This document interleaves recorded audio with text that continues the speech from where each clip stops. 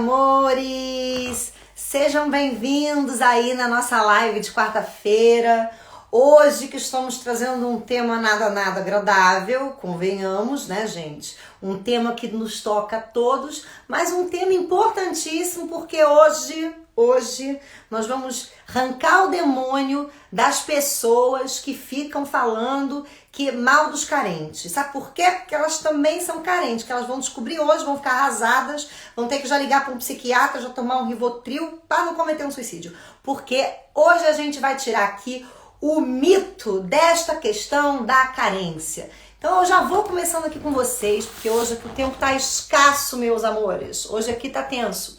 Vamos começar pra gente poder entender o que é essa... O que é a carência, né? Eu não quis dar pra nossa live o nome de carência afetiva, porque a palavra carência, ela já traz pra gente a ideia de falta. Alguma coisa que falta na gente. E todos nós, por uma razão simples, meu amor, que nasceu fudeu, já vou explicar por quê, todos nós somos carentes. Então vamos botar aqui os pingos nos is pra gente não ficar achando que a gente tem um pequeno probleminha quando a gente tem uma necessidade de estar com alguém, quando a gente não quer estar sozinho, quando a gente quer um carinho, quer um conforto, quer uma faguinha da fortuna, que é normal. Tá? Super normal. Anormal é quem acha que não quer, quem acha que não precisa, porque esse faz só a mesma coisa de quem pede, né? Só que em vez de ele pedir, ele se defende. Só a dificuldade, a diferença, né, gente? É que quem pede tem, né? Quem não arrisca não petisca, mas aquele que esconde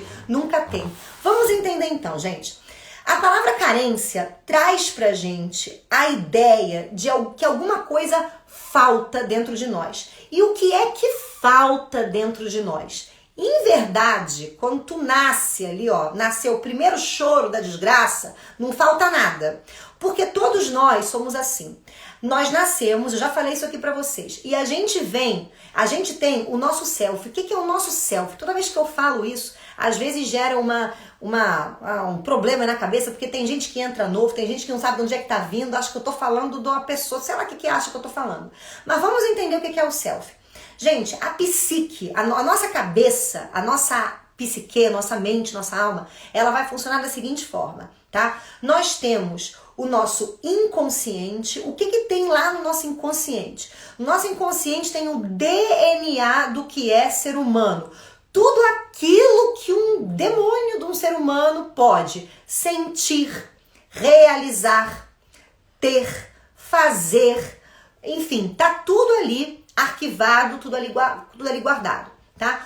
Só que nós não somos iguais, todos nós somos diferentes, nós somos indivíduos únicos. Por essa razão, conforme aquilo que é do ser humano, que a minha vida é como ser humano, então eu vou ter que desenvolver, botar pra fora o que um ser humano tem.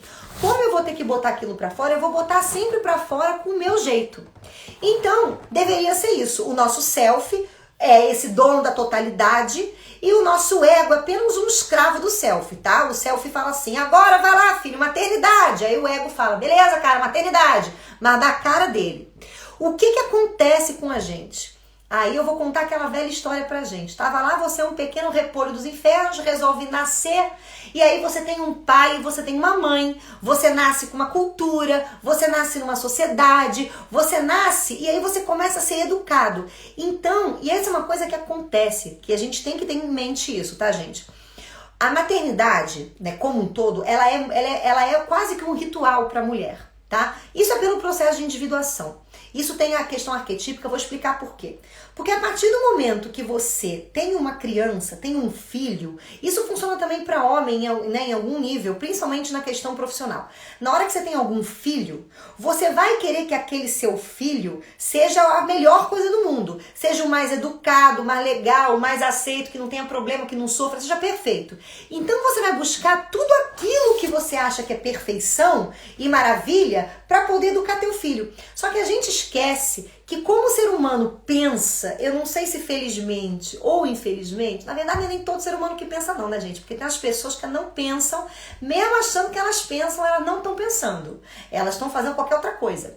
Mas enfim, vamos voltar pra cá. Mesmo porque a gente pensa, a partir do momento que a gente começa a conviver né, com o outro, que a gente começa a ver o outro, a gente compara, a gente pensa, a gente vai criando leis, a gente vai criando regras para a sociedade, a gente vai pegando coisas que estão nessa totalidade, gente, coisas que estão neste bolinho que a gente deveria simplesmente aceitar que dói menos e viver da nossa forma, e a gente começa a julgar. Como assim a gente começa a julgar? A gente começa a fazer isso aqui, ó. Por exemplo, vamos supor que isso a gente faz na nossa sociedade. Agressividade. Como a gente tem um histórico onde o ser humano não sabe muito usar agressividade, fez a guerra, matou alguém, dá desgraça, seja lá o quê, a agressividade é demonizada. Então a gente não pode ser agressivo, não pode falar alto, não pode gritar, não pode ficar irritado, não pode sentir raiva, não pode odiar o coleguinha, não pode se incomodar, não pode. Só que você não pode ter um corpo e falar assim, ah, gente, gosto do meu corpo, mas eu não queria ter o quê? Não queria ter um pâncreas. Aqui eu vou arrancar e jogar essa merda fora. Você não pode, porque o teu corpo inteiro vai ter um problema porque você não tem um pâncreas. É a mesma coisa a economia psíquica. Você não pode querer não ter um sentimento, querer não ter uma experiência, querer não ter uma coisa que o ser humano tem, amigo, tu vai ter. Então aceita que dói menos, mas dá tua cara, vê como é que isso funciona com você, vê como é que é. Só que porque a gente pensa e a gente é educado por mamãe e papai, e mamãe e papai não foram na escolinha de como ser mamãe e papai, eles esqueceram desse detalhe, o que acontece? Como eles não têm autoconhecimento, a gente não vive numa sociedade onde isso é importante. Outro dia eu estava pensando sobre isso. Você vai para a escola, você aprende sobre a reprodução das samambaias. Para quê? Mas tu não aprende como é que a tua cabeça funciona, os sentimentos que você sente. O que é uma ansiedade? O que é uma raiva? O que é um ódio? Quando você nasce, o que acontece com a tua cabeça para você ter os seus conflitos? Você vai para a escola, mas você não aprende a viver. Você aprende como é que as briófitas, as samambaias, os patos fazem a digestão, mas tu mesmo não se conhece. Eu acho isso muito louco. Mas a nossa sociedade é assim. Então os nossos pais, quando eles gestam a gente, né, e a criança nasce, a vida não vivida deles, a sombra deles. Então, por exemplo, se seu pai e sua mãe é um boi de manada, como assim um boi de manada? Já expliquei aqui, tem um cérebro, mas não usa, tá comendo assim. Então, se alguém aparecer na televisão e falar assim, agora a gente descobriu que andar de meia faz bem não sei pra onde, que a pessoa nem pensa, ela só bota uma meinha. Se você tem pessoas que não são acostumadas a questionar, que escolhem lados, escolhem partidos, e a maioria das pessoas do mundo são assim, provavelmente aquela pessoa, quando, né, se é seu pai, quando você nasceu, a vida não vivida dos pais passa para os filhos. Então você começa a manifestar a sombra da tua mãe, a sombra do teu pai, aquilo que teu pai abomina dentro dele, que a tua mãe odeia dentro dela, e que a tua mãe tá comendo a regra cagada de uma educação lá não sei da onde, aonde a mãe dela pensou a mesma coisa, porque a mãe dela também pensou, e aí a gente vai chegar em Eva, tentando educar o primeiro filho dela. Então assim, a gente já vem com esse pré-julgamento. Então você imagina que a partir do momento em que você não pode ser ou ter alguma coisa que é da tua natureza, mas você tem ela no inconsciente, você sente a falta, você sente a carência. Então todo mundo, quando sai da família educado, formado para viver a vida e conquistar o planeta Terra, o que acontece com você? Você sai carente, seu demônio. Mesmo aquela pessoa, tipo um capricorniano, que capricorniano acha que não tem coração, mas eles têm, né? Virgínia, essa galera da Terra, às vezes parece que não tem muito coração. Galera do ar também, né, gente? Então as pessoas que têm os signos do ar, que parece que não tem coração. Mas todo mundo tem. E todo mundo sai carente. A diferença, por que carente? Porque você, no processo educacional, você não tem consciência para saber das coisas. É por isso que eu falo, você não pode pegar uma criança de 7 anos, 8 anos, 5 anos, virar para ela e educar ela assim, querido, o que você gosta? O que te apraz? Porque tem coisas que a criança não tem maturidade, experiência, conhecimento para saber, tu vai escolher por ela. A escolha errada, com certeza sim, porque você não é ela. Mas ela vai ter o trabalhinho dela de responder as mesmas perguntas que você responde. Então, a gente precisa aprender né? O que a gente tem que respeitar é a afetividade da criança, né? Então, por exemplo, a criança, ela levou um não dos pais, se a criança chora, porque a criança tá normal. Se a criança leva um não dos pais e fala, ok, papai e mamãe, adorei esse não, sei que é pela minha educação e pelo meu bem, tu interna essa merda. Tu pega essa criança, tu leva num médico, tu dá 3 tapas primeiro pra ver se não é um anão, se é uma criança mesmo, entendeu? Porque vai que a gente nunca sabe se é uma desgraça, se tá possuído por uma entidade. Tu pega a criança, você leva ela lá no hospital porque ela tá louca. Só que as mães, às vezes, nem um afeto respeitam. Então a criança ela quebrou o brinquedinho dela, ela tá chorando, perdeu a vida. Porque para uma criança de 4 anos a vida é brinquedo. Aí você não pode ter uma mãe que vira pra ela e fala assim, que coisa ridícula, engole esse choro, para de chorar, parece um marica. Na hora que isso entra na cabeça da criança, ela não entende assim, realmente, aqui realmente a minha boneca né, a boneca patinadora não é o fim do mundo, eu posso adquirir outra, inclusive é só uma boneca patinadora. Criança não pensa assim. A criança não pensa, meu Deus, o meu mundo acabou. E eu não posso nem sentir que meu mundo acabou, porque se eu sinto que meu mundo acabou, mamãe e papai me odeiam, e eu dependo deles para viver, eles vão me negar, e se minha mãe e meu pai, que me tiveram dos próprios órgãos genitais desses demônios, não me amam, você imagina meu coleguinha da escola, você imagina meu namoradinho, você imagina o Zé da esquina. Aí a pessoa já vai fazendo o quê? Ela pega aquela merda que foi castrada na infância, aquela bagaça, aquele troço, que pode ser um comportamento, pode ser um sentimento. Eu tenho paciente, gente, que não pode sentir, isso é coisa mais louca. Eu tenho uma vontade de falar pro paciente assim, querido, eu posso viver no seu corpo 5 minutos e conversar com seus pais? Que eu ia chegar lá e eu ia estapear tanta cara daqueles pais. Que gente retardada, a pessoa não pode sentir tristeza, não pode sentir ansiedade. Então se a criança está um pouco agitada, o pai já virava para a criança e falava assim, mas o que é isso? Está agitado por quê? Que agitação é essa? Você imagina como é que não cresce a cabeça da criança. Depois ninguém entende por que é bipolar. Porque você não pode nem ficar muito feliz, nem ficar muito triste, tu tem que ficar no meio termo, só que sem se conhecer, querido. Querido, vai dar merda, mas vai dar merda direto ali, deu merda. Então, isso é um fato.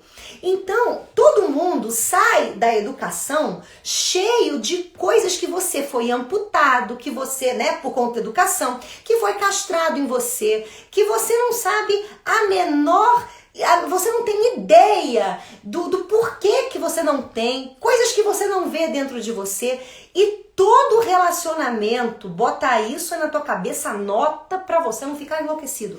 Todo relacionamento, vou me relacionar com o cachorro, vou me relacionar com a vaca, com o meu namorado, com a minha namorada, com meu pai, com a minha mãe, com Deus. Todo relacionamento é feito através de projeção. Gostar e não gostar, expliquei pra vocês isso na live passada que a gente fez de Eros, é arquetípico. Você projeta, você vê no outro aquilo que falta em você, de bom ou de ruim. Se é um troço que te falta de bom, tu se apaixona. Ai, lindo, quer ser amigo, quer ser igual, começa a pegar trejeito, fica ali, é aquela coisa louca, até você descobrir que você tem isso dentro de você, que você pode fazer inclusive do seu jeito. Né? Que você não precisa imitar a pessoa, você pode fazer do seu jeito, que é a mesma coisa, só feita de um jeito diferente, mas todo mundo tem a mesma coisa. Mas se você vê alguma coisa que você odeia no outro, aí é aquela história, vai ser o seu inimigo, vai ser tua sombra, vai ser aquela pessoa que você quer dar 3 facadas e mandar ela morar em Plutão. Plutão não quer muito perto, tacar numa outra galáxia.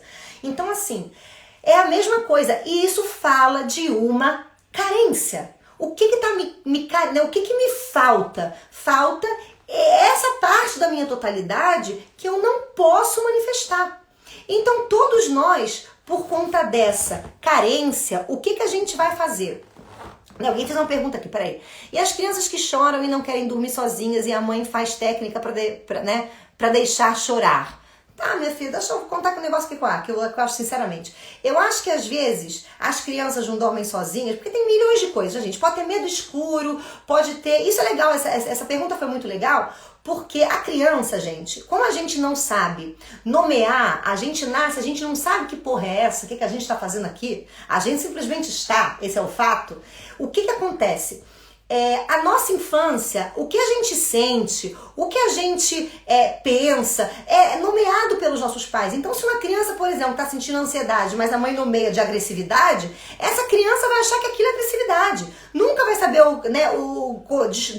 trabalhar isso se ela não tiver uma análise, se ela não se lascar na vida, depois ligar para um terapeuta assim, tudo bom, querido? Eu queria marcar uma consulta que eu tô totalmente fodido. Porque é mais ou menos assim que a gente chega aqui, meu bem. Ninguém chega maravilhoso. Mas isso é normal, tá? Não pensa você que sair da infância machucada, que você vai lá e assassina os seus pais. Não precisa assassinar. Só precisa dar uma cutucadinha de vez em quando e falar, a educação que vocês me deram não foi tão boa assim. Mentira, não precisa não. Mas enfim.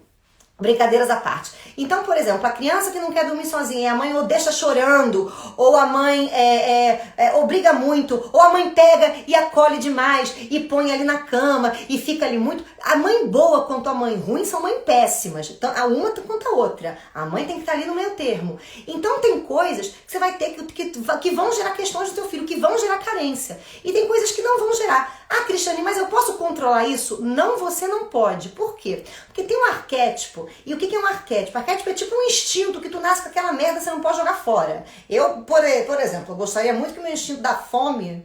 Na verdade, eu adoro comer, mas de vez em quando me engorda. Então, eu queria que ele sumisse de vez em quando. Mas não vai sumir.